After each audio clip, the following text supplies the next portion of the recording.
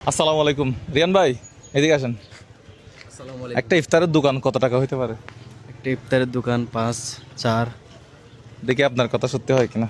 এই পুরা ইফতারের দোকানটা কত টাকা বলে দেখি। আসসালামু আলাইকুম, রোজা রাখছেন তো? আপনার নামটা কি?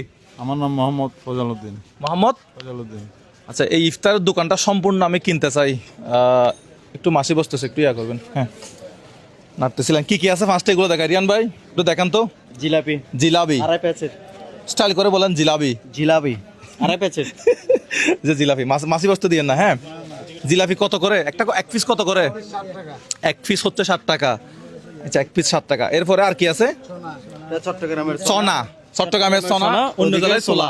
সোলা সোলা সোলা কি কিরকম কত টাকার বেচতেছেন? 10 টাকা 20 টাকা। 10 টাকার 20 টাকার। আজকে আমার ঘরের জন্য এখান থেকে নিয়ে যাবো, ঠিক আছে এখান থেকে, হ্যাঁ। ইনশাল্লাহ।